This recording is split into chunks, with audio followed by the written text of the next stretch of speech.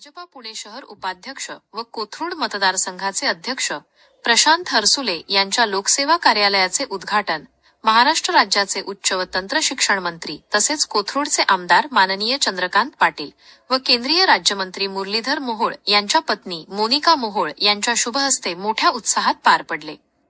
या प्रसंगी मार्गदर्शन करताना माननीय चंद्रकांत पाटील म्हणाले की लोकसेवा कार्यालय हे केवळ राजकीय कार्याचे केंद्र नसून नागरिकांच्या समस्या समजून घेऊन त्या सोडविण्याचे प्रभावी माध्यम ठरते।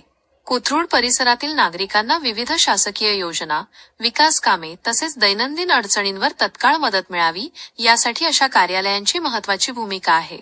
प्रशांत हरसुले हे नेहमीच सर्वसामान्य नागरिकांच्या संपर्कात राहून काम करतात, त्यामुळे हे लोकसेवा कार्यालय नागरिकांसाठी विश्वासाचे केंद्र बनेल असा विश्वास त्यांनी व्यक्त केला। प्रशांत हरसुले यांनी आपल्या मनोगतात सांगितले की या लोकसेवा कार्यालयाच्या माध्यमातून कोथरूड मतदारसंघातील नागरिकांच्या समस्या, तक्रारी आणि सूचना थेट ऐकून घेऊन त्यावर त्वरित कार्यवाही करण्यात येईल। केंद्र व राज्य सरकारच्या विविध लोककल्याणकारी योजना तळागाळातील नागरिकांपर्यंत पोहोचविणे तसेच परिसरातील विकास कामांना गती देणे हा या कार्यालयाचा मुख्य उद्देश आहे। पक्षाने दिलेल्या जबाबदारीला न्याय देत संघटन मजबूत करण्यासाठी व नागरिकांसाठी सदैव उपलब्ध राहण्याचा संकल्प त्यांनी व्यक्त केला। या उद्घाटन सोहळ्यास शशिकला मेंगडे, शिवराम मेंगडे, जयंत भावे, मंजुश्री खर्डेकर, संदीप बुटाला, दीपक पोटे, कुलदीप सावळेकर, निलेश कोंढाळकर, प्राची बगाटे, कांचन कुमरे, माधुरी सहस्त्रबुद्धे तसेच परिसरातील नागरिक, भाजपा शहर व मंडळ स्तरावरील पदाधिकारी, माजी नगरसेवक, कार्यकर्ते व स्थानिक नेते मोठ्या संख्येने उपस्थित होते।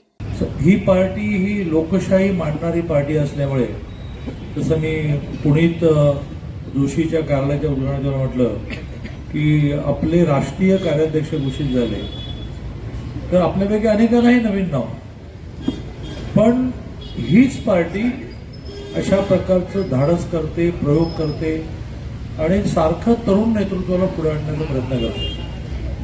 आणि म्हणूनच मी आपल्या सगळ्यांना प्रशांत हरसुलेच्या कार्यालयाच्या उद्घाटनाच्या निमित्ताने, तोही एक इच्छुक आहे आणि इच्छुक असणं काहीच चुकीचं नाही, पण सगळ्यांना विनंती अशी करेन की भारतीय जनता पार्टी हा उमेदवार, कमळ चिन्ह हा उमेदवार जास्तीत जास्त हिंदू माणसाला, भारतीय माणसाला समोर एक चेहरा लागतो। जसं देव फोटोत नाही आहे, मूर्तीत पण नाही आहे, पण आपल्याला मूर्ती लागते ना, त्याशी पूजा कशी, कोणाची पूजा करू, तर मग ते आता दिली ना आम्हाला, ती मूर्ती समोर ठेवायला लागते। आणि त्यामुळे त्या भारतीय माणसाला भारतीय जनता पार्टी आपला उमेदवार, कमळ उमेदवार, भगवा आपला उमेदवार असं म्हणून चालत नाही, तर व्यक्ती हवी असेल तर मोदीजी आपले उमेदवार, देवेंद्रजी आपले उमेदवार, असं ज्याला तिकीट मिळेल त्याच्या मागे सगळ्यांनी खंबीरपणे उभं राहणं किंवा मला पार्टी मजबूत करायची। गेली जवळजवळ 35 वर्ष मी आणि माझे सर्व सहकारी या भागामध्ये भारतीय जनता पार्टीचं काम करतात।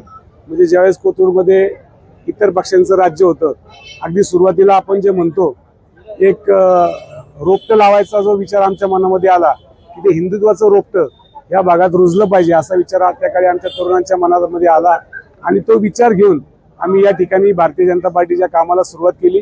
त्या काळात 20-25 असलेले आता 55 साठीचे आहेत, परंतु त्यांनी तो विचार सोडला नाही, ती तत्व सोडली नाही आणि भारतीय जनता पार्टीच्या पाठीशी खंबीरपणे या भागातले कार्यकर्ते आणि जनता उभी आहे।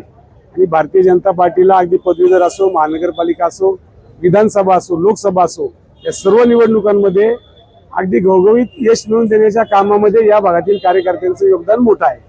सुरुवातीला ज्यावेळेस मी विद्यार्थी दशेतून आंदोलनामध्ये उतरलो राम जन्मभूमीच्या, त्यानंतर तो विचार माझ्या मनामध्ये होता की हिंदुत्वाचा विचार घेऊन आपण या पुढील काळामध्ये कार्यरत राहायचं।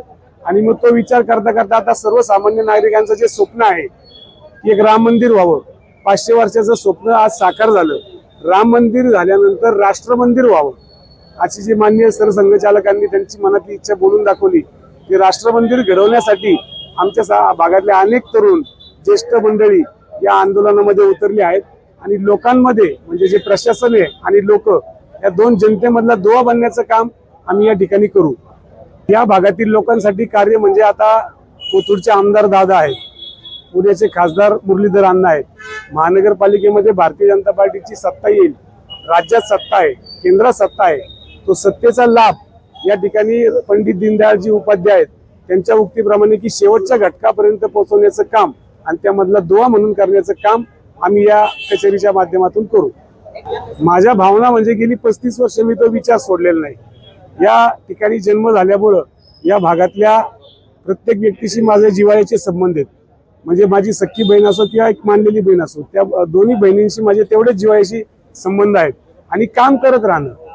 पक्ष त्याचा विचार करेल. मी दादा बोलल्याप्रमाणे पक्ष प्रत्येक व्यक्तीचा विचार करतो आणि तो विचार मला मान्य आहे. जे पक्ष करेल, दादा करतील, मुरलीधर अण्णा करतील, ते त्यांचे विचार, त्यांचा निर्णय मला मान्य असेल. ही जी उक्ती आहे की मी त्या उक्तीप्रमाणे चालत राहणार आणि हिंदुत्वाचं काम करत राहणार, लोकांच्या मदतीला उपयोगी पडणार.